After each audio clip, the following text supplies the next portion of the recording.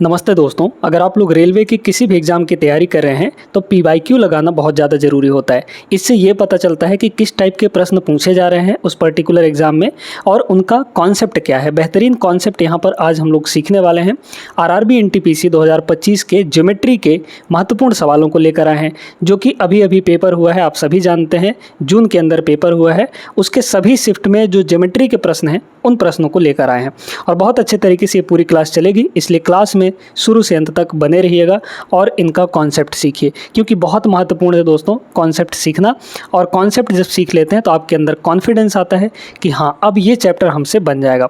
तो चलिए यहाँ पे पहला सवाल देखते हैं। इस सवाल को लगाने का एक बेहतरीन कॉन्सेप्ट आपको बताने वाले हैं, जिससे ये सवाल बड़े आसानी से लग जाएगा। इस टाइप का सवाल बहुत सारे शिफ्ट में पूछा गया था। टोटल 47 शिफ्ट हुए थे, उनमें से लगभग 10-15 शिफ्ट में तो यही पूछ लिया गया था, है ना। इस टाइप का ही सवाल, बस थोड़ा सा डाटा चेंज किया था। क्या दिया है? P जो है एक आयत ABCD के भीतर कोई बिंदु है। PA दिया है आपको 69, PB 27, PC 38 और PD की लंबाई हमें पूछी गई है। डायग्राम बनाते हैं। क्या दिक्कत है? यहाँ पर एक आयत है। आयत का मतलब होता है रेक्टेंगल, ठीक है। तो इस रेक्टेंगल के अंदर, ये हमारे पास एक रेक्टेंगल हो गया, हाँ। इस रेक्टेंगल के अंदर कोई पॉइंट है, पॉइंट P है, मान लीजिए कहीं पर भी है, यहाँ पर है P मान लीजिए, है ना। अब हमें इस PA, PB, PC और PD इन सबको मिलाना है। तो पहले इनका नेमिंग कर देते हैं। ये हो गया हमारा A, फिर उसके बाद ये हो जाएगा B पॉइंट, ये C पॉइंट और ये D पॉइंट हो गया। सबको मिला लीजिए। क्या करते हैं यहाँ पर, ये P पॉइंट है ना, तो A से P को मिला देंगे, फिर B से P को मिला देंगे, D से यहाँ पर P को मिला देंगे और C से यहाँ पर P को मिला दिए। सबको मिला दिए। यहाँ पर ये पॉइंट हमारा P है। अब इसमें आपको क्या क्या दिया है? PA ये दिया है, PB दिया है, मतलब ये साइड दिया है, PC दिया है आपको, यहाँ से यहाँ तक दिया है, तो PD पूछा गया है ना। तो इनको लगाने का क्या तरीका है यहाँ पर, बड़े गौर से समझिएगा। तरीका बस एक ही है। देखिए यहाँ पर P से लेकर A तक और P से लेकर C तक इनके स्क्वायर का जो सम होगा, यानी कि हम यहाँ पर कह सकते हैं कि PA का स्क्वायर प्लस PC का स्क्वायर, ठीक है। PA का स्क्वायर प्लस PC का स्क्वायर ये बराबर होगा इधर इन दोनों के स्क्वायर के बराबर, यानी कि PB का स्क्वायर प्लस PD का स्क्वायर। तो ये हो जाएगा PB का स्क्वायर प्लस यहाँ पर PD का स्क्वायर, ठीक है। बस इतना ही है, यहीं से आपको लग जाएगा ये सवाल।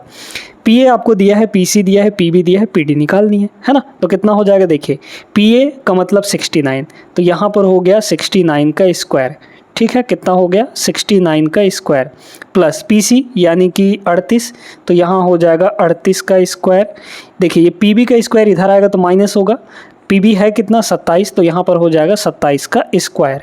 इधर कितना बचा हमारे पास? PD का स्क्वायर, है ना यार, यही तो पूछा गया था। अब इसको सॉल्व करने के लिए यूनिट डिजिट लगाइए, ठीक है। चलिए लगा लेते हैं। इसका इकाई अंक 9 का स्क्वायर 81 यानी 1 हो गया, 8 का स्क्वायर 64 यानी 4 हो गया, माइनस 7 का स्क्वायर 49 यानी कि 9 हो गया। यहाँ देखिए ये हो जाएगा 4 1 5 माइनस 9, है ना। तो कितना आएगा बताइए तो यहाँ पर। अब चूंकि 5 में से 9 तो घटेगा नहीं, ये नंबर ऑलरेडी बड़ी होगी। जब इसको सॉल्व करेंगे तो ये नंबर ऑलरेडी बड़ी आएगी। तो हम लोग क्या करते हैं, उधारी न लेते हैं, बगल वाले से ले लेते हैं बोरो। तो ये 15 हो जाएगा, तो 15 में से 9 घटाएंगे तो यहाँ पर 6 आ जाएगा, यानी 6 यूनिट डिजिट आएगा किसका? PD स्क्वायर का। PD स्क्वायर के यूनिट डिजिट 6 आएगा। अब ये जो वैल्यू दी गई है ये PD दी गई है, तो इनका स्क्वायर कर लीजिए। जहाँ पे स्क्वायर 6 आ जाएगा वहीं हमारा आंसर हो जाएगा। देखिए 4 का स्क्वायर 16 यानी इकाई अंक 6 बना, यूनिट डिजिट। 0 का स्क्वायर 0 होता है, यूनिट डिजिट 6 बना। 8 का स्क्वायर 64 यानी इकाई अंक 4 बनेगा। 2 का स्क्वायर 4 यानी इकाई अंक यहाँ 4 बनेगा। तो 6 यूनिट डिजिट सिर्फ एक जगह है, ऑप्शन नंबर A में, यही आपका आंसर हो जाएगा, ठीक है। उम्मीद करते हैं क्लियर हो गया होगा। बहुत महत्वपूर्ण सवाल करने वाले हैं दोस्तों, छोड़कर मत जाइएगा इस पूरे वीडियो को, ठीक है। चलिए दूसरा क्वेश्चन यहाँ पर देखते हैं। चलिए इस सवाल को देखते हैं। ये भी एक बेहतरीन सवाल है और इसका भी महत्वपूर्ण कॉन्सेप्ट बताने वाले हैं। P एक वृत्त यानी सर्किल के बाहर एक पॉइंट है और उसके सेंटर से जो उस बिंदु की दूरी है वो 17 सेंटीमीटर है। बिंदु P यानी पॉइंट P से खींची गई एक छेदक रेखा यानी इंटरसेक्टिंग लाइन क्या कर रहा है? वृत्त को बिंदु ए और बी पर इस प्रकार काट रहा है कि पी ए आपका 8 सेंटीमीटर है और ए बी यहाँ पर 7 सेंटीमीटर है, जहाँ पर पी बी ग्रेटर होगा पी ए से। वृत्त की त्रिज्या यानी रेडियस कितनी होगी, हमें सर्कल का रेडियस निकालना है। तो सर्किल बना लेते हैं पहले इस तरीके से, ठीक है। बस आपको कॉन्सेप्ट समझना है, बाकी सवाल में है कुछ नहीं, ठीक है। इसके बाहर एक कोई पॉइंट है, मान लीजिए यहाँ पर एक पॉइंट पी है ना, बाहर एक पॉइंट क्या है, पी है। फिर कह रहा है कि सेंटर से इसका डिस्टेंस, यहाँ पर सेंटर होगा, सेंटर से पी का जो डिस्टेंस है वो 17 है, यहाँ से लेकर यहाँ तक 17 है। इस सेंटर को नाम दे दीजिए, मान लीजिए कि क्यू है ये, है ना, या फिर ओ नाम दे दीजिए। फिर कह रहा है कि देखिए यहाँ पर ए बी इस प्रकार काटती है कि पी ए 8 है और ए बी यहाँ पर 7 है ना। तो पी से खींचा गया एक लाइन है जो कि इसको काट रहा है पूरा, इस तरीके से काट रहा है ना। चलिए, तो काट रहा है मतलब अब ये बताइए कि यहाँ पर बोला है कि पी ए ग्रेटर हो, पी बी ग्रेटर होगा पी ए से, है ना। तो पी से लेकर ए तक छोटा होगा, ये ए होगा पी से लेकर बी तक से, है ना। तो ये पी बी मतलब बी इस पॉइंट पे होगा और ए हमारा इस पॉइंट पे होगा, तभी ना पी बी ग्रेटर होगा। पी से बी और पी से ए छोटा हो जाएगा पी बी से, है ना। अब हमें रेडियस निकालनी है, तो यहाँ से यहाँ तक ये आपका रेडियस होगा, है ना। ये वाला यहाँ पॉइंट ये रेडियस हो जाएगा, क्योंकि ये सेंटर है तो ये रेडियस हो जाएगा, है ना। इसको क्या किया जाए कि थोड़ा सा और बढ़ा लीजिए इधर, ठीक है, सीधा इस तरीके से थोड़ा सा बढ़ा लेंगे, बढ़ाएंगे तभी हमारा कॉन्सेप्ट निकल कर आएगा। अब देखिए ये जो लाइन पी से ऐसे आ रही है भाई, ये अगर डायमीटर है तो ये भी तो एक कॉर्ड है, यानी ये भी एक जीवा है। तो जब ये भी एक जीवा है तो इसको भी कुछ ना कुछ नाम दे देते हैं। मान लीजिए कि ये एम पॉइंट है और ये एन पॉइंट है, तो यहीं से कॉन्सेप्ट निकल कर आता है। कॉन्सेप्ट आपको बता देते हैं। बाहर वाला जो हिस्सा है, ठीक है, यानी कि पी ए, तो यहाँ पर P से लेकर A मल्टीप्लाई पूरा यानी टोटल यहाँ से लेकर PB तक, है ना। तो PB, ठीक है, PB ये बराबर होता है, फिर इधर बाहर का हिस्सा यानी यहाँ से लेकर यहाँ तक यानी PM PM और मल्टीप्लाई टोटल N से लेकर P तक यानी कि PN, ठीक है। क्लियर हो गया, इसी फॉर्मूले से हमारा आ जाएगा, ये हमेशा याद रखिएगा इसको, ठीक है। आ जाइए, पी ए आपको दिया गया है, देखिए पी ए आपको दिया गया है 8 है, ये 8 है और ए बी 7 है, तो पी से लेकर बी तक 8 और 7 15 हो जाएगा। ये आपका आर है दोस्तों, यहाँ से लेकर यहाँ तक। अब इसमें ये बोल रहा था कि भाई पॉइंट से सेंटर तक का डिस्टेंस 17 है, मतलब P से लेकर O तक 17 है। तो अगर P से O तक 17 है और यहाँ से यहाँ तक R है, तो ये कितना होगा, 17 में से R घट जाएगा, ठीक है, मतलब P से M तक 17 माइनस R हो जाएगा। अच्छा, फिर इसके बाद देखिए, अगर ये यहाँ से यहाँ तक रेडियस है तो ये भी तो रेडियस होगा। यहाँ तक 17 है, P से लेकर O तक 17 है, तो O से लेकर N तक R है, तो टोटल कितना होगा, 17 इधर का और R इधर का, यानी कि NP आपका 17 प्लस R हो गया, या PN 17 प्लस R हो गया। तो देखिए PA कितना हो जाएगा यहाँ पर, P से लेकर A तक ये 8 है, PB कितना होगा, P से लेकर B तक 8 और 7 15 हो जाएगा, यहाँ पर हो गया 15 इक्वल टू PM, P से लेकर M तक ये 17 माइनस R है और मल्टीप्लाई P से लेकर N तक 17 प्लस R, ये हो जाएगा 17 प्लस R। बहुत आराम से ये सवाल आपका बन जाएगा। देखिए ये हो जाएगा 120, है ना, equal to A minus b, A plus b बन रहा है यहाँ पर, तो A square minus b square, 17 का स्क्वायर 289, ठीक है, 289 माइनस R का स्क्वायर, तो R स्क्वायर की वैल्यू यहाँ से कितनी हो जाएगी, 289 में से 120 घटाएंगे तो 169 आ जाएगा, यानी R की वैल्यू इसका स्क्वायर रूट जो कि 13 होता है। तो रेडियस हमारा 13 आ गया, 13 वृत्त की त्रिज्या पूछा गया था, ऑप्शन नंबर डी करेक्ट होगा, ठीक है। बढ़िया कॉन्सेप्ट है, नोट कर लीजिएगा इसको। आगे चलिए अगले सवाल पर। इसको देखें, ये भी एक महत्वपूर्ण और इम्पॉर्टेंट क्वेश्चन है, ठीक है। कह रहा है कि इसमें ए बी सी डी एक चतुर्भुज है जिसमें ए बी और डी सी पैरेलल दिया गया है, ठीक है। तो ए बी और डी सी यहाँ पर पैरेलल बना लेते हैं कुछ इस तरीके से। एक ये लाइन हो गया ए बी मान लीजिए, और एक ये हो गया यहाँ पर डी सी, ठीक है, ये दोनों पैरेलल होंगे। तो इनको नेमिंग दे देते हैं, यहाँ पर ए हो गया, ये आपका बी पॉइंट हो गया, ये आपका सी पॉइंट हो गया और ये डी पॉइंट हो गया, ठीक है। तो ए बी और डी सी दोनों पैरेलल हो गए। मिला भी देते हैं इनको इस तरीके से, हमने मिला दिया, है ना, यहाँ पर इस तरीके से मिला दिया। फिर कह रहा है कि ई और एफ क्रमशः विकर्ण ए सी और बी डी के मध्य बिंदु है, ठीक है। तो विकर्ण भी बना लीजिए, AC ये डायगोनल हो गया, विकर्ण मतलब डायगोनल, ये भी यहाँ से ये डायगोनल हो गया, है ना। अब इनका मिड पॉइंट देखिए, AC का मिड पॉइंट E है, E जो है AC का मिड पॉइंट है, तो A से लेकर C तक का मिड पॉइंट यहाँ पे कहीं पे आएगा, है ना, ये आपका E पॉइंट हो गया। और BD का मिड पॉइंट यहाँ पे कहीं पे आएगा, ये आपका F पॉइंट हो गया। हमें ये वैल्यू चाहिए, ठीक है, पूछा गया है कि यहाँ पर EF की लंबाई चाहिए, E से लेकर F तक चाहिए। अब इसमें सब कुछ दिया गया है, देख लीजिए, आपका CD कितना है, 90 है, ये हो गया 90। फिर यहाँ पर AB कितना है, 14 है, तो ये हो जाएगा 14। AD या DA 22 है, ये हो गया 22। और BC कितना है, 73 है, ठीक है। अब कह रहा है कि EF की लंबाई, मतलब ये हमें चाहिए, और साथ में ये भी यहाँ पर देख पाएंगे, चलिए निकाल लेते हैं। तो अब जब भी ऐसा डायग्राम दिखे आपको क्या करना है, पैरेलल है ना, कौन कौन पैरेलल है यहाँ पर, DC और AB, ये दोनों पैरेलल हैं, इनका मिड पॉइंट E और F है, इन्हीं के बीच का दूरी निकालना है।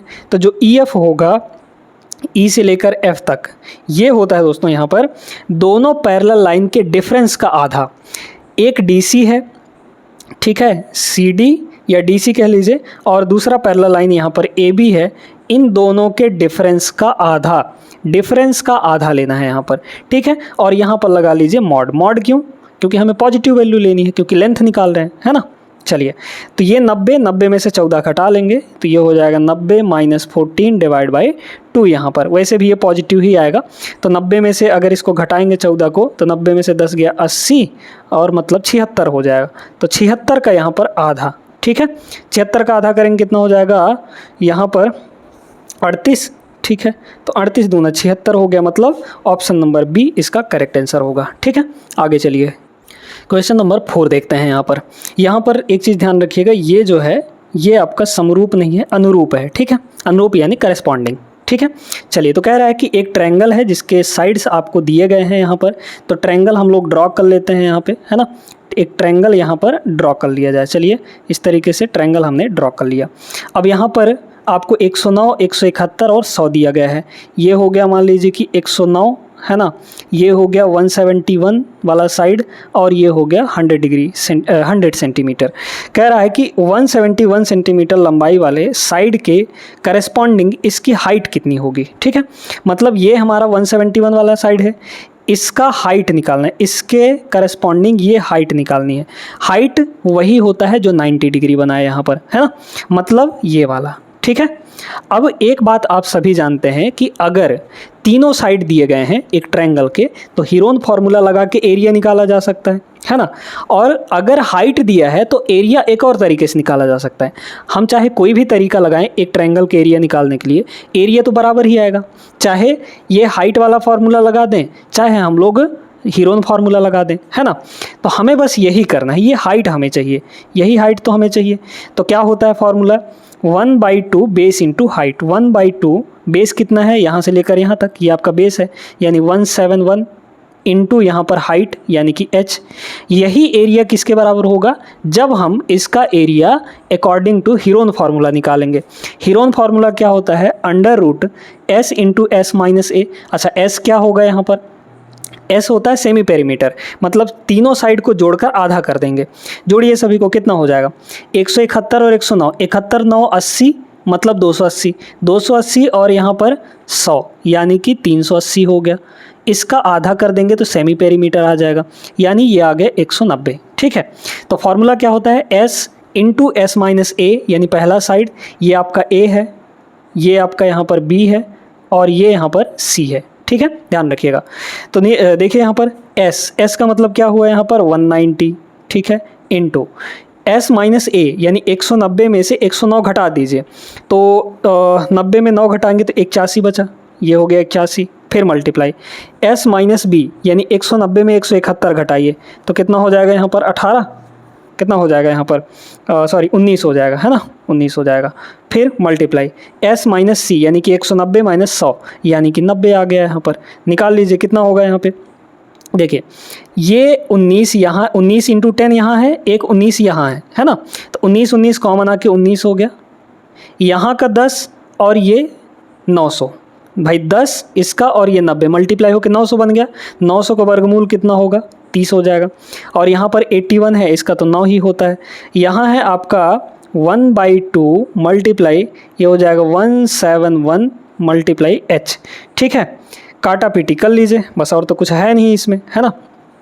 कितना हो जाएगा यहाँ पे 19 नहीं हो 171, 9 12 में कट गया, 9 से ये कट जाएगा, यानी h की वैल्यू यहाँ पर कितनी आ गई, 2 उधर जाके मल्टीप्लाई होगा यानी 60 हो जाएगा। तो 60 option number C is the correct answer. बहुत अच्छा सवाल था, क्लियर हो गया होगा। आगे चलते हैं यहाँ पर 5वें सवाल पे। ये देखिए क्वेश्चन नंबर फर्स्ट जैसा है, ठीक है, कर लेंगे इसको, आराम से लगा लीजिएगा, है ना। और लगा के इसका आंसर हमें कमेंट बॉक्स में देना है, सेम टू सेम वैसा ही, बस डाटा यहाँ पर चेंज कर दिया गया है। तो ये क्वेश्चन दोस्तों आपके लिए है, इसको कमेंट कर ही दीजिएगा, इसका आंसर सॉल्व करिएगा और कमेंट बॉक्स में दे दीजिएगा, ठीक है ना। हम लोग चलते हैं अगले सवाल पर। इस सवाल को देखिए, ये बड़ा बेहतरीन सवाल है ना। इसमें 2-3 कॉन्सेप्ट लागू होने वाले हैं, बड़े अच्छे अच्छे कॉन्सेप्ट। एक समलंब चतुर्भुज है, समलंब का मतलब होता है ट्रेपेजियम। ट्रेपेजियम दिया गया है जिसमें BC और AD पैरेलल है, AC बराबर CD दिया गया है। यदि ABC 69 है तथा BAC यहाँ पर आपको 23 डिग्री दिया गया है, तो यहाँ पर कह रहा है कि भाई ACD का माप कितना होगा। ठीक है, पहले ट्रेपेजियम बनाते हैं, यहाँ पर देखते जाइएगा बड़े गौर से। ट्रेपेजियम कुछ इस तरीके से, है ना, ये हो जाएगा यहाँ पर। अब इसमें BC और AD आपको पैरेलल बोला है ना, तो BC और AD यहाँ पर पैरेलल करने पड़ेंगे कुछ इस तरीके से, है ना, इस तरीके से। चलिए, तो यहाँ पर बोला गया कि भाई जो BC और AD है वो पैरेलल हैं, साथ में AC और CD ये दोनों बराबर भी दिया है। तो इसको मान लीजिए A, तो ये हो जाएगा D, है ना, क्योंकि AD, और ये B, तो ये हो गया B और ये हो गया C। ठीक है, फिर कह रहे हैं कि AC और CD ये दोनों बराबर हैं, है ना, न्यूमेरिकली बराबर हैं, बट यहाँ पर दिख भले नहीं रहा है बट बराबर हैं, है ना। तो इसको यहाँ से ऐसे मिला देते हैं और इसको यहाँ से ऐसे मिला देते हैं, और यहाँ से तो ये मिलेगा ही मिलेगा। अब इसमें एंगल देख लीजिए, ये साइड और ये साइड दोनों बराबर हैं। फिर बोला जा रहा है ABC 69 है, ABC, है ना, ये आपका 69 डिग्री है। ठीक है भैया, क्लियर हो गया। BAC 23 है, BAC मतलब ये एंगल आपको 23 डिग्री दिया गया है। फिर कह रहा है तो ACD बताना है, ACD यानी ये एंगल हमें बताना है। अब एक ट्रायंगल के अंदर इक्वल साइड्स के सामने के एंगल इक्वल होते हैं, ये आप सभी जानते हैं, है ना। ये साइड और ये साइड इक्वल है, मतलब इस साइड के सामने ये वाला एंगल को अगर x मानेंगे तो इस साइड के सामने ये वाला एंगल भी हमारा x होगा। इस डायग्राम में भले वैसा नहीं दिख रहा है, बट जैसा बोला गया हमारे सवाल में वैसा हम कर रहे हैं, है ना, और कॉन्सेप्ट लगा रहे हैं। तो पहला कॉन्सेप्ट तो यही है कि एक ट्रायंगल के अंदर इक्वल साइड्स के सामने के एंगल इक्वल होते हैं। ये साइड AC और ये CD दोनों इक्वल हैं, तो इनके सामने के एंगल भी इक्वल होंगे, दोनों के इक्वल ले लिए। ठीक है, चलिए अब देखिए यहाँ पे AD और BC ये दोनों पैरेलल थे, तो पैरेलल में आप एक ही साइड के करस्पॉन्डिंग एंगल्स को अगर देखेंगे तो देखिए ये टोटल एंगल है ना, ये यहाँ से लेकर यहाँ तक ये एंगल और ये एंगल, ये दोनों मिलकर 180 डिग्री होते हैं। तो कितना हो जाएगा यहाँ पर अगर जोड़ेंगे तो 23 और x, ये टोटल कितना होगा, 23 + x हो जाएगा, 23 + x और ये वाला एंगल यानी कि 69, ये सब मिलाकर ये 180 डिग्री के हो जाएंगे। ठीक है, 180 डिग्री हो गए। अब इनको देखिए x की वैल्यू यहाँ से कितनी आ जाएगी, x की वैल्यू यहाँ पर देखिए ये आपका 180 है, इस 180 में से इन दोनों का सम घटा दीजिए तो कितना हो जाएगा, ये हो जाएगा 9 3 12 और 6 2 8 1 9 यानी कि 92। तो 180 में अगर 90 घटाएंगे तो 90 बचेगा, 2 और घटा दीजिए तो मतलब कितना आ गया, 88 डिग्री आ गया। ठीक है, ये हो गया 88, मतलब ये आपका 88 होगा, ये भी 88, ठीक है, और ये भी आपका 88 डिग्री हो जाएगा। अब ट्रायंगल के अंदर तीनों एंगल का सम कितना होता है, 180, ये दोनों 88 88 है, तो 88 और 88 कितना हो गया, 176। 176 में कितना जोड़ दें, इस एंगल को ले लें कि 180 हो जाए सब मिलाकर, तो ये दोनों मिलकर 176, तो ये वाला आपका सिर्फ और सिर्फ 4 डिग्री होना चाहिए, तब ना 176 और 4 180 हो जाएगा, 180 हो जाएगा, तो ये आपका 4 डिग्री के बराबर होगा। यही हमें पूछा गया था, option number C is the right answer. Question number 7 देखिएगा, ये सेंट्रॉइड वाला सवाल है, यानी केंद्रक, त्रिभुज का केंद्रक। तो अगर आपको त्रिभुज के तीनों वर्टेक्स का कोऑर्डिनेट दिया गया है तो आप उसके सेंट्रॉइड का कोऑर्डिनेट्स निकाल सकते हैं, है ना। फॉर्मूला बता देते हैं पहले। अगर आपका यहाँ पर पहला वर्टेक्स ध्यान से समझते जाइएगा। पहला वर्टेक्स अगर है यहाँ पर ए बी, ठीक है, ए और बी है पहला वर्टेक्स, फिर उसके बाद दूसरा वर्टेक्स है सी और डी, है ना, और तीसरा वर्टेक्स है यहाँ पर, मतलब उसके कोऑर्डिनेट है यहाँ पर ई और एफ। तो इसका जो सेंट्रॉइड बनेगा यानी केंद्रक बनेगा, त्रिभुज का केंद्रक जो बनेगा, मान लीजिए कि केंद्रक का जो यहाँ पर वो है, क्या कहते हैं कि m और n है ना, m और n है, केंद्रक के कोऑर्डिनेट्स यहाँ पर m और n है। तो ऐसे केस में दोस्तों m की जो वैल्यू होगी वो होगी, ये शुरू वाले को जोड़कर यानी x कोऑर्डिनेट जो है इनको जोड़कर 3 से डिवाइड कर देंगे, मतलब a plus c plus e, तो a plus c plus e divide by यहाँ पर 3 हो जाएगा, और ये जो n है ये होगा y कोऑर्डिनेट को जोड़कर 3 से डिवाइड, मतलब b d और f, तो b प्लस d और प्लस यहाँ पर f, इन तीनों को जोड़कर 3 से डिवाइड। ठीक है, यही फॉर्मूला यहाँ पर लगाने वाले हैं हम लोग। 3 वर्टेक्स आपको दिए गए हैं, 3 शीर्ष, एक ये है, एक ये है, एक ये है। इसके केंद्रक का निर्देशांक दिया गया है हमें, है ना, कोऑर्डिनेट्स दिए गए हैं। तो देखिए बड़े ध्यान से, अब ये जो 3.5 है ये किसके बराबर होगा, क्योंकि ये केंद्रक का कोऑर्डिनेट है, तो 3.5 जो होगा, 3.5 को 7/2 भी लिख लीजिए, कोई दिक्कत नहीं है ना भाई, 7 का आधा होता है 3.5।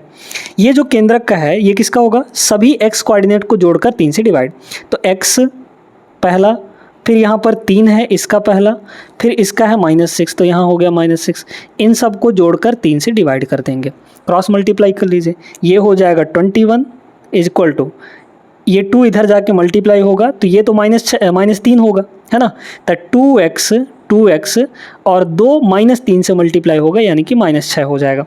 तो यहाँ से जो x की वैल्यू आ गई वो कितनी आ गई, ये 27 हो जाएगा, 27 का आधा कितना होगा, 13.5 हो जाएगा, है ना, ये हो गया।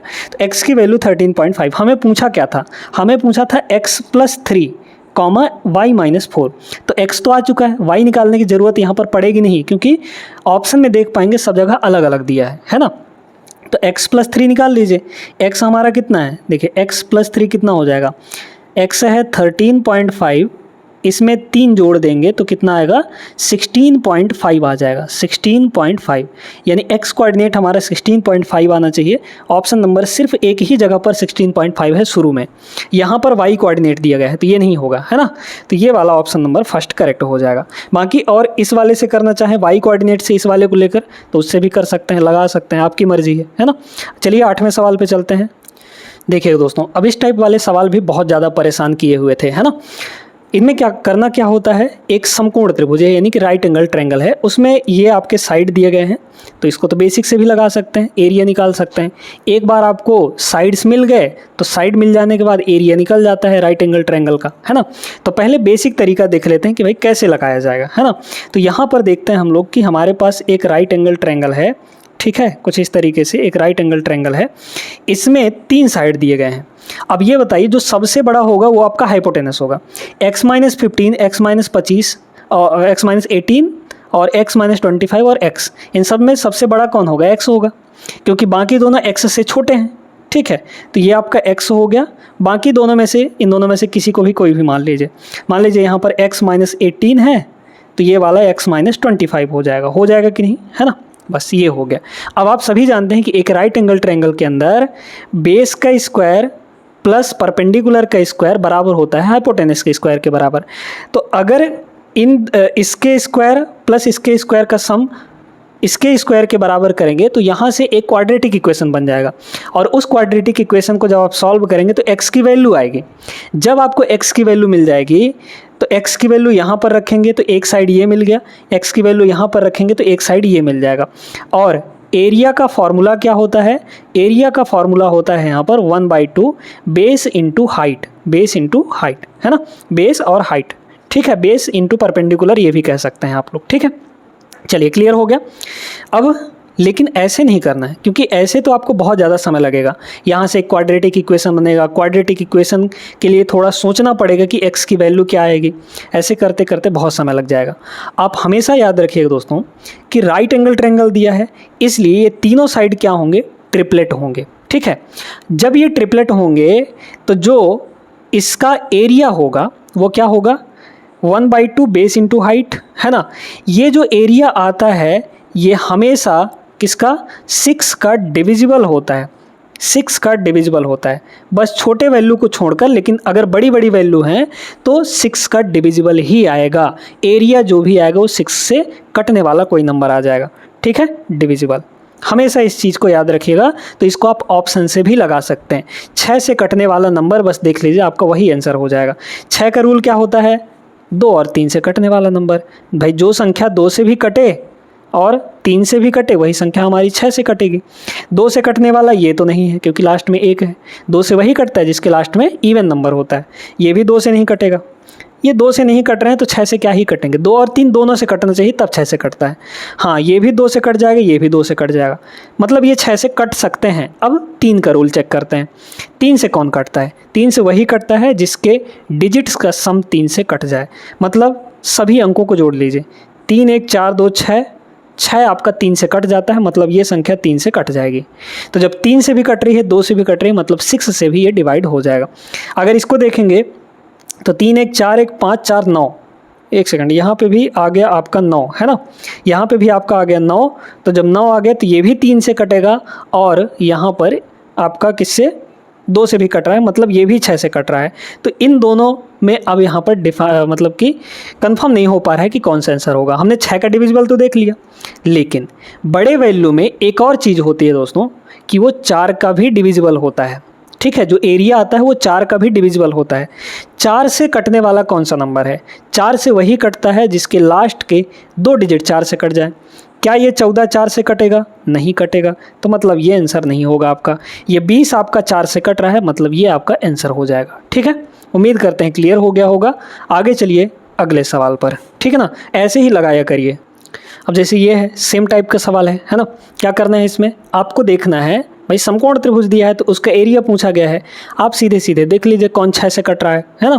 तो 6 से कटने वाला कोई नंबर यहाँ पर ढूंढ लेंगे। जनरली हमको 6 से ही चेक करना है कि 6 से कौन सी संख्या कटेगी।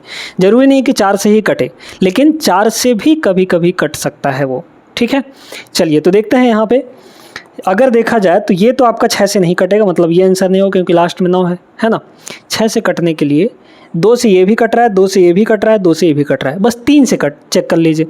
देखिए अगर इन सबको जोड़ेंगे तो 2 1 3 1 4, 4 आपका 3 से नहीं कटता, ये आंसर नहीं होगा। 1 और 1 2, मतलब ये भी 3 से नहीं कटेगा। यहाँ देखिए 4 1 5 1 6, 3 से कट जाएगा, 2 से भी कट जाएगा, मतलब ये 6 से भी कटेगा। तो यही आपका आंसर हो जाएगा, या मतलब 1014 इज़ द करेक्ट आंसर, ठीक है। उम्मीद करते हैं क्लियर हो गया होगा। आगे चलते हैं। ये सवाल भी एक बहुत बेहतरीन सवाल है। पी क्यू आर किसी वृत्त का व्यास है, ठीक है भैया, समझ गए। पी ओ आर है ना। पी क्यू और आर क्यू इसकी 2 जीवाएँ हैं। जीवाएँ का मतलब होता है यहाँ पे क्या होता है यहाँ पर? कॉर्ड, है ना। फिर कह रहा है कि चाप यानी आर्क पी क्यू की लंबाई जो है ये इस आर्क आर क्यू की लंबाई की आधी है। चलिए पहले यहाँ पर बना लेते हैं एक ये सर्कल, ठीक है। फिर यहाँ पर बोला जा रहा है कि एक व्यास भी है यानी कि डायमीटर भी है। तो इस तरीके से हमने डायमीटर बना लिया। यहाँ पर आपका सेंटर होगा यानी कि ओ होगा। ये आपका पी है, ये आपका आर है, तो पी ओ आर एक डायमीटर हो गया। फिर कह रहा है कि पी क्यू और आर क्यू इसकी 2 जीवाएँ हैं, पी क्यू और आर क्यू, है ना। तो यहाँ पर आप मान लीजिए क्यू पॉइंट है, यहाँ पर क्यू पॉइंट है ना। तो पी क्यू, पी से लेकर क्यू तक और आर से लेकर क्यू तक, ये आपका है यहाँ पर, ठीक है। चलिए कोई बात नहीं। तो इसकी 2 जीवाएँ हो गई, मतलब कॉर्ड्स हो गए। फिर कह रहा है कि पी क्यू की जो आर्क पी क्यू, पी से लेकर क्यू तक, मतलब आर्क, आर्क का मतलब ये हुआ दोस्तों यहाँ पर, है ना, ये वाला, ये ऐसे इस तरीके से ये आपका आर्क हो गया। और एक आर्क यहाँ पर बन रहा है क्यू आर, है ना। कह रहा है कि ये जो आर्क है इस वाले क्यू आर आर्क का आधा है। तो इसको अगर 2L माने तो ये कितना हो जाएगा? इसका आधा हो जाएगा यानी कि L हो जाएगा। फिर यहाँ पे बोला जा रहा है पी ओ क्यू निकालना है। अच्छा, पी ओ क्यू निकालना है तो क्यू और ओ को भी मिलाना पड़ेगा, यहाँ से यहाँ मिलाना पड़ेगा, मतलब हमें ये एंगल यहाँ पर चाहिए, ठीक है। इस एंगल को थीटा मान लीजिए, इधर वाला एंगल बीटा हो जाएगा, ठीक है। बीटा मान लीजिए, इसको कोई दिक्कत नहीं है ना, अल्फ़ा और बीटा मान सकते हैं। अब ये चूंकि एक स्ट्रेट एंगल है तो अल्फ़ा प्लस बीटा, ये आपका थीटा और बीटा ये दोनों कितने होंगे? आपके 180 डिग्री हो जाएंगे, है ना। इसी कॉन्सेप्ट का यूज़ करना है हमें। और एक और फार्मूला क्या होता है? फार्मूला यहाँ पर होता है जो एंगल है वो होता है आर्क अपॉन रेडियस। आर्क यानी चाप, चाप बटे यहाँ पर त्रिज्या यानी रेडियस। ये रेडियस और ये भी रेडियस होगा, है ना, क्योंकि सरकमफेरेंस से सेंटर को मिला रहे हैं तो रेडियस हो जाएगा। चलिए तो पहले हम इस आर्क के बारे में देखते हैं। यहाँ से रेडियस का फॉर्मूला क्या हो जाएगा? रेडियस का फॉर्मूला हो जाएगा ये इधर चल जाएगा तो arc upon angle, arc upon यहाँ पर एंगल हो जाएगा, है ना। चलिए तो इस केस में, इस वाले में QOP, इस वाले केस में हम लोग देखते हैं कि रेडियस कितना आएगा। तो R की वैल्यू हो जाएगी, आर्क कितना है, P से Q तक L है, तो L डिवाइड बाई कितना, एंगल किसका कितना है, इसका थीटा है, तो यहाँ पर थीटा, ये रेडियस हो गया। अच्छा, एक रेडियस और आएगा इधर, इस वाले से भी वही रेडियस आएगी, कितना होगा? अब चूंकि इसका आर्क कितना है, यहाँ पर 2L है, तो ये हो जाएगा 2L डिवाइड बाई इसका एंगल, तो इसका एंगल कितना है, बीटा है, तो यहाँ पर बीटा हो जाएगा। ये दोनों बराबर ही ना है, तो दोनों को बराबर कर लीजिए यहाँ पर, मतलब यही हो जाएगा L अपॉन थीटा के बराबर। तो L से L कट गया, थीटा और बीटा का यहाँ पर क्या आ जाएगा, रेशियो आ जाएगा। तो बीटा अपॉन थीटा कितना होगा, बीटा उधर ले जाइए, तो मतलब 2:1 आ गया। ये आपका 2 और ये आपका 1 रेशियो में होगा। ये बताइए इन दोनों का सम कितना होता है, 180। तो बीटा 2 रेशियो में है, मतलब 2 यूनिट है, थीटा 1 यूनिट है, तो दोनों का सम यहाँ कितना हो जाएगा, 3 यूनिट। इस 3 यूनिट की वैल्यू 180 है। हमें एक यूनिट का वैल्यू चाहिए तो 60 हो जाएगा। पूछा क्या था हमें, POQ यानी थीटा चाहिए था, तो थीटा 1 यूनिट है, 1 यूनिट की वैल्यू यहाँ पर 60 डिग्री है, तो 60 degree option number b correct answer. ठीक है, ये कॉन्सेप्ट था, बहुत बढ़िया था, नोट भी कर लीजिएगा और अच्छे से समझ भी लीजिएगा। हम लोग आगे चल, इसको देखिए दोस्तों, ये भी एक शानदार बेहतरीन प्रश्न है। एक वृत्त है, उसकी 2 कॉर्ड्स हैं AB और CD, जिनका माप 14 और 6 दिया गया है, जो केंद्र से एक ही तरफ हैं तथा एक दूसरे के पैरेलल हैं। समांतर का मतलब होता है पैरेलल। ठीक है, चलिए तो बनाते हैं यहाँ पर एक, इस तरीके से बना लेते हैं वृत्त, है ना। अब इसमें एक तो हो जाएगा व्यास, है ना, यहाँ से इस तरीके से ऐसे खींच देंगे तो ये हो गया हमारा व्यास, और इसके सेंटर से एक ही साइड में 2 कॉर्ड खींचे गए हैं और दोनों कॉर्ड आपस में यहाँ पर पैरेलल हैं। ठीक है ना, एक दूसरे के समांतर हैं। उनके बीच की जो दूरी है वो 4 सेंटीमीटर है। तो वृत्त के व्यास की लंबाई कितनी होगी, है ना। चलिए तो इन्हीं के पैरेलल 2 ठो कॉर्ड ऐसे बना लेते हैं, एक ये कॉर्ड हो गया और एक यहाँ पर ये कॉर्ड हो गया। ये देखिए, अगर हम इस सेंटर से इस तरीके से ऐसे खींच दें लाइन, तो क्या बनेगा, यहाँ पर तो 90 डिग्री हो जाएगा, मतलब इससे 90 डिग्री एंगल बनाते हुए यहाँ पर हमने खींच दिया, है ना। जैसे ही खींचा तो ये दोनों कॉर्ड्स को सेंटर से जो डाला गया लंब है कॉर्ड्स पर, वो क्या करता है, आधे आधे में बांट देता है कॉर्ड्स को। मतलब ये कॉर्ड आपका टोटल A है ना, A और B था, ये AB था, और ये आपका CD है, आधे आधे में बंट जाएंगे। AB टोटल आपका 14 है, तो 7 इधर होगा, 7 इधर हो जाएगा, है ना, 7 इधर हो जाएगा। ये आपका टोटल CD 6 था, तो 3 इधर हो जाएगा, 3 इधर हो जाएगा। जब भी सेंटर से कॉर्ड्स पर आपका परपेंडिकुलर डाला जाता है, भाई ये सेंटर था, इस सेंटर से हमने इस पर भी परपेंडिकुलर, इस पर भी परपेंडिकुलर डाल दिया। अच्छा, दोनों पर परपेंडिकुलर क्यों होगा, क्योंकि AB और CD ये दोनों पैरेलल हैं। तो जब 2 पैरेलल लाइंस पे एक पर परपेंडिकुलर डाला जाएगा तो वो दोनों पर परपेंडिकुलर बनेगा। क्लियर हो गया। ठीक है, हमें क्या चाहिए यहाँ पर, अच्छा यहाँ से इन दोनों के बीच की दूरी क्या बोला है ना, यहाँ पर उनके बीच की दूरी 4 सेंटीमीटर है, तो ये आपका 4 है।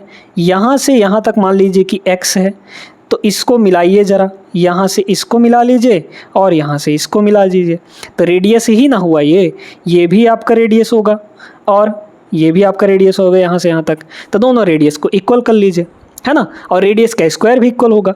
तो देखिए, एक राइट एंगल ट्रायंगल यहाँ से ये और ये वाला बन गया, और एक राइट एंगल ट्रायंगल ये और ये बनेगा। दोनों राइट एंगल ट्रायंगल में जो हाइपोटेनस है वो बराबर है, बस हाइपोटेनस का स्क्वायर बराबर करना है हमें। तो इधर आर का स्क्वायर कितना हो जाएगा, आर का स्क्वायर बराबर होगा, देखिए इस बड़े वाले में देख रहे हैं, मतलब यहाँ से ऐसे इस वाले ट्रायंगल में, तो बेस ये हुआ यानी कि 3 का स्क्वायर प्लस यहाँ पर परपेंडिकुलर यहाँ से ये टोटल होगा, तो 4 + x यानी ये हो जाएगा 4 + x का स्क्वायर। ठीक है, ये हो गया।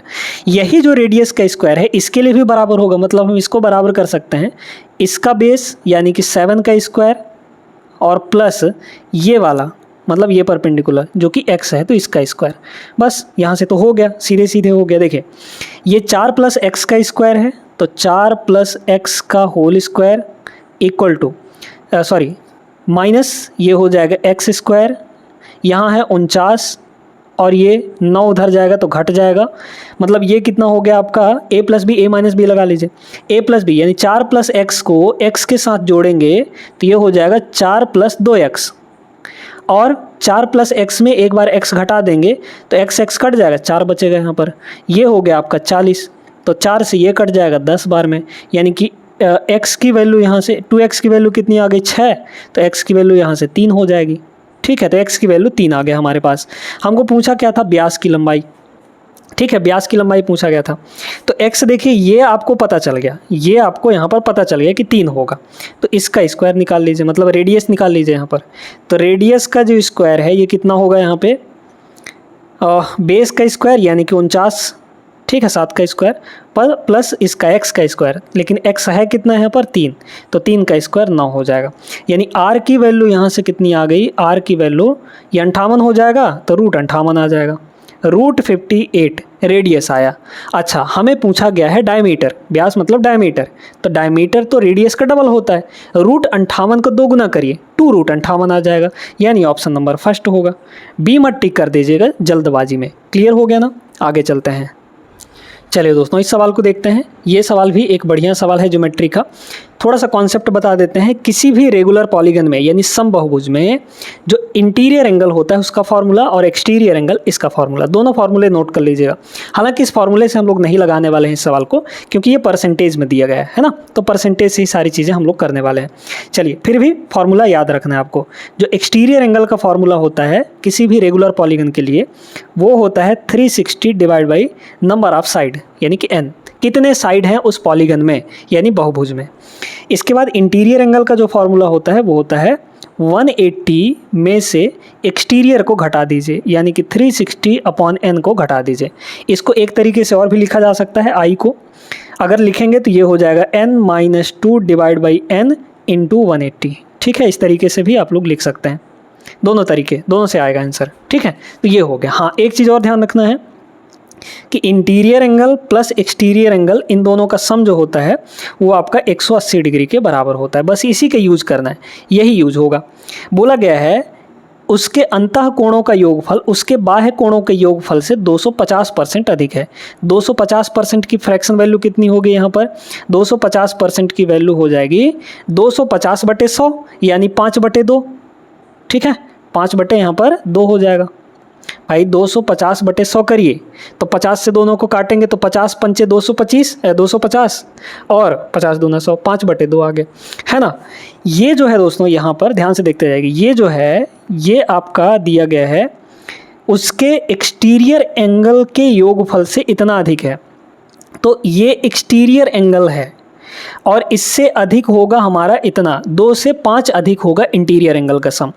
यानी कि एक एक्सटीरियर तो ई हुआ, हमारे पास टोटल n इंटीरियर एंगल्स होंगे, सॉरी n एक्सटीरियर एंगल होंगे, क्योंकि n साइड तो n एक्सटीरियर एंगल, तो n एक्सटीरियर एंगल कितना हो जाएगा यहाँ पर 2 यूनिट हो जाएगा, है ना, 2 यूनिट हो जाएगा।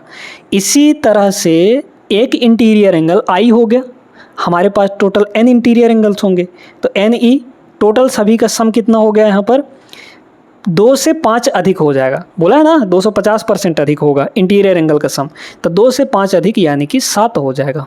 क्लियर हो गया, बस यही तो करना था आपको। तो देख लीजिए इन दोनों का रेशियो ले लेंगे तो n से n कट जाएगा, e से i का रेशियो 2:7 आ गया।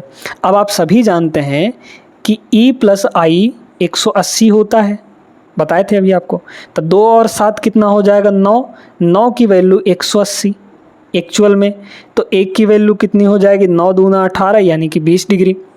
हमें पूछा क्या था, प्रत्येक अंतः कोण का माप यानी इंटीरियर एंगल चाहिए, इंटीरियर एंगल निकाल लीजिए।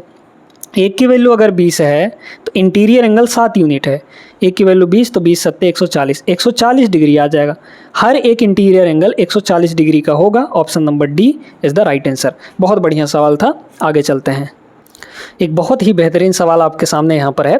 चतुर्भुज PQRS में एंगल आर और एंगल एस के समद्विभाजक बिंदु टी पर मिलते हैं, है ना। तो यहाँ पर एक कोई भी किसी भी तरीके का आप क्वाड्रिलेटरल बना लीजिए, यानी कि चतुर्भुज, ठीक है। इस तरीके से हम लोग यहाँ पर बना लेंगे, ठीक है। तो ये हमारे पास एक चतुर्भुज हो गया। अब इसमें आप पी क्यू आर एस डाल लीजिए, तो पी यहाँ पर क्यू, यहाँ पर आर और यहाँ पर एस हो जाएगा। तो एंगल एस और एंगल आर का, इनका समद्विभाजक, समद्विभाजक का मतलब होता है बाइसेक्टर, यानी एंगल बाइसेक्टर। तो इसका भी बाइसेक्टर और इसका भी बाइसेक्टर पॉइंट टी पर मिलते हैं, इनका बाइसेक्टर बनाइए। बाइसेक्टर का मतलब होता है आधे आधे पे इस एंगल को काटने वाले, इसको भी आधे पे काटने वाले, तो यहाँ पर मिलेंगे, है ना। ये पॉइंट जो है आपका टी पॉइंट है। फिर कह रहा है कि एस टी आर 8 डिग्री है, एस टी आर ये आपका 8 डिग्री है, भले इसमें नहीं दिख रहा है, हालांकि हमने यहाँ पे रेक्टेंगल बना दिया है, बट ये कुछ और ही आपका चतुर्भुज होगा, किसी से भी कर सकते हैं। बाकी आपको इससे ना मतलब है, स्टेटमेंट से मतलब है, डायग्राम से मतलब ज़्यादा नहीं है। चलिए, ये आपका 8 डिग्री दिया गया है ना, 8 डिग्री के बराबर दिया है। फिर कह रहे हैं यदि पी और क्यू का रेशियो 7 और 9 है, तो ये एंगल 7x हो जाएगा और ये एंगल आपका 9x हो जाएगा, क्योंकि 7 और 9 का रेशियो दिया है पी और क्यू में, है ना।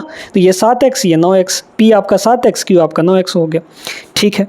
ये आपका एंगल बाइसेक्टर है, तो ये एंगल और ये एंगल आधे आधे पे होंगे, मतलब बराबर होंगे। तो इसको मान लीजिए y और इसको भी मान लीजिए y, तो y दोनों हो गए, बाइसेक्ट किया है ना, मतलब आधा आधा कर दिया है, तो y दोनों बराबर हो गए। इसको मान लीजिए z, इसको भी z, क्योंकि ये दोनों बराबर होंगे, आधे आधे पे काटा है, बाइसेक्टर है ये, है ना, टी आर जो है। चलिए, अब यहाँ पर बड़े ध्यान से 2 कॉन्सेप्ट हैं, कौन कौन से। एक तो चतुर्भुज, चतुर्भुज जानते हैं ना, क्वाड्रिलेटरल के चारों एंगल का सम 360 होता है और ट्रायंगल के तीनों इंटरनल एंगल का सम 180 होता है। ये 8 है, ये आपका y है और ये आपका z है। तो हम कह सकते हैं कि y + z + 8, ये सम मिलाकर, चूँकि ये ट्रायंगल के तीनों इंटरनल एंगल हैं, इनका सम 180 होगा। तो हम यहाँ से कह सकते हैं कि y + z जो है वो आपका 180 - 8 यानी 172 होगा, ठीक है। एक तो बन गया। अब हमें इन सब का टोटल देखना है, क्योंकि क्वाड्रिलेटरल के चारों एंगल का सम 360 होता है। 7x + 9x यानी कि 16x प्लस ये वाला एंगल y + y टोटल लेना है ना हमें, क्योंकि चतुर्भुज के बारे में देख रहे हैं। तो y + y ये हो जाएगा 2y और प्लस ये z + z, ये वाला 2z, ये हो गया। ये सब मिलाकर 360 डिग्री के बराबर होगा। यहाँ देखिए 2 कॉमन ले लेंगे तो अंदर y + z बचेगा, तो ये हो जाएगा 16 × x। 2 को कॉमन लेंगे तो y + z बचेगा और y + z की वैल्यू यहाँ पर 172 है, तो ये 172 हो गया। यहाँ पर हो जाएगा 360, तो 16x की जो वैल्यू है वो कितनी आ गई, 360 ये है, इसमें से 172 का डबल, देखिए 17 दूना 34 और 2 दूना 4, 344, इसको घटा लीजिए, तो 60 में 44 घटाएंगे 16 आ जाएगा। 16x की वैल्यू 16 है, मतलब x की वैल्यू यहाँ पर 1 के बराबर आ गया। हमें पूछा क्या था, इनके बीच का डिफरेंस पूछा था, p और q के बीच का डिफरेंस। तो देखिए 9x और 7x घटाएंगे कितना आ जाएगा, 9x में से डिफरेंस पूछा था ना, 9x में से 7x घटाएंगे कितना आएगा, 2x आ जाएगा, और 2x की वैल्यू 1 है, तो 2 डिग्री आ जाएगी आंसर, ठीक है। 2 degree, option number first is the right answer. Clear है, सभी को अच्छे समझ आ गया होगा।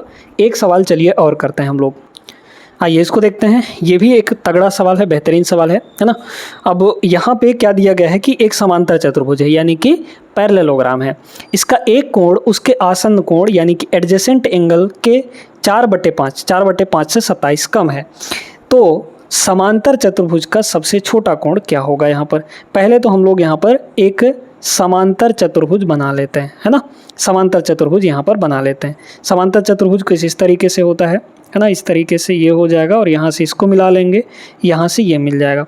बस आपको कॉन्सेप्ट देखना है यहाँ पे, और कुछ नहीं। डायग्राम चाहे कैसा भी बने, उससे हमको ज़्यादा मतलब नहीं है।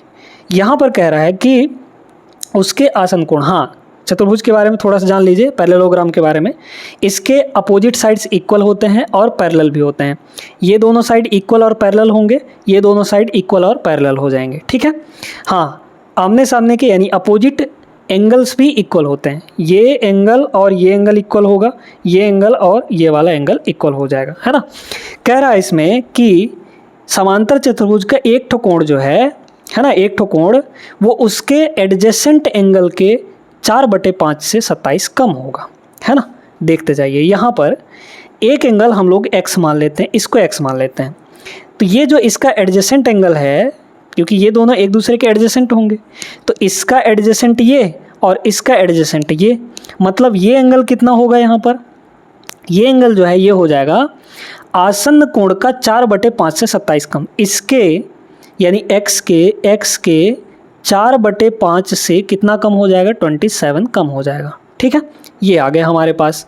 अब एक चीज़ बताते हैं, किसी भी पैरेललोग्राम में जो एडजेसेंट एंगल का सम होता है वो हमेशा 180 डिग्री होता है। पैरेललोग्राम की बात कर रहे हैं, चाहे इन दोनों को जोड़ लीजिए तब भी 180, चाहे इन दोनों को जोड़ लीजिए तब भी 180, चाहे इन दोनों को, एडजेसेंट का मतलब होता है पड़ोसी एंगल, इन दोनों को जोड़ेंगे तो भी 180, इन दोनों को जोड़ेंगे तो भी 180, है ना। तो हमारे पास ये एंगल पता है, ये एंगल पता है, दोनों को जोड़ के 180 के बराबर कर ना लीजिए, क्या दिक्कत है, करते हैं यहाँ पे, है ना। तो करते हैं यहाँ पे, तो ये हो जाएगा x और प्लस यहाँ कितना हो जाएगा 4x/5 माइनस 27, ये दोनों जुड़ के कितने हो जाएंगे 180 के बराबर हो गया यहाँ पे, है ना। ये कितना होगा 5x और 4x, ऊपर हो गया 9x डिवाइड बाई यहाँ पर 5 इक्वल टू 180 में 27 घटाइए कितना हो जाएगा, 10 में 7 गया 3, 17 में से 2 गया, सॉरी 19 में से 17 में से 2 गया तो आपका 15 आ जाएगा, 153 हो गया। 9 से इसको काट लेंगे तो 9 1 कम 9 और 9 7 63, है ना। तो x की वैल्यू यहाँ पर 17×5 = 85 हो गई। हमें पूछा क्या था, समांतर चतुर्भुज का छोटा कोण निकालना है हमें, है ना। अब ये एंगल तो 85 आ गया है, ये एंगल, एक सेकंड, 17×5 = 85 ही होगा ना, यहाँ पर कहीं तो गलती हो रहा है क्योंकि ऑप्शन में दिया नहीं गया है ना। अच्छा, यहाँ पे गलती हुआ है, ये 27 उधर जाके जुड़ेगा ना, ठीक ठीक ठीक, यहाँ पर गलत हो गया है। तो ये कितना हो जाएगा देख लीजिए, यहाँ पे ये हो जाएगा 9x/5, 9x/5 जोड़ना था घटा दिए, है ना, जोड़ लीजिए इसको, तो 18 और 2 20 यानी 207 हो जाएगा। ठीक है, तो 9 से इसको काट लीजिए, 9 से काटेंगे कितना हो जाएगा, 9 दूना 18, फिर बचा यहाँ पर 2 तो 27, 9 3 27, ये हो गया। तो x की वैल्यू यहाँ पर कितनी हो जाएगी, 23 पंचे 20 पंचे 100, 115 हो जाएगा। तो 115 आया है, मतलब ये 115 आया है तो ये बड़ी वैल्यू आई है ना। हमें छोटा एंगल निकालना था, दोनों में से छोटा एंगल निकालना था। तो छोटा एंगल कितना होगा भाई, ये दोनों कोण मिलाकर कितने होंगे, 180 होंगे, जिसमें से एक तो 115 है तो दूसरा कितना होगा, 180 में से 115 कम कर देंगे, तो 180 में से 115 अगर हम कम करेंगे तो कितना हो जाएगा 65 डिग्री। ठीक है, बस आ गया हमारे पास answer 65 degree. Option number C is the right answer. बहुत बढ़िया सवाल था, आई होप क्लियर हो गया होगा। तो दोस्तों यहाँ पर 14 बेहतरीन सवालों को हमने किया है आपके ज्योमेट्री से, और ये सारे सवाल बहुत महत्वपूर्ण है। इनका कॉन्सेप्ट मेन था, सवाल तो जो था वो था ही, इनका कॉन्सेप्ट मेन था जो कि हमने यहाँ पर सीख लिया। ये आज के क्लास कैसा लगा आप लोग कमेंट करके बताइएगा ज़रूर, और वीडियो अगर अच्छी लगी हो तो लाइक करिएगा, चैनल को सब्सक्राइब कर लीजिएगा ज़रूर, क्योंकि यहाँ पर डेली हम आपके लिए महत्वपूर्ण कॉन्सेप्ट के साथ हाजिर होते हैं और आपको उन कॉन्सेप्ट का बेहतरीन तरीका बताते हैं। मिलते हैं अगले क्लास में, तब तक के लिए जय हिंद।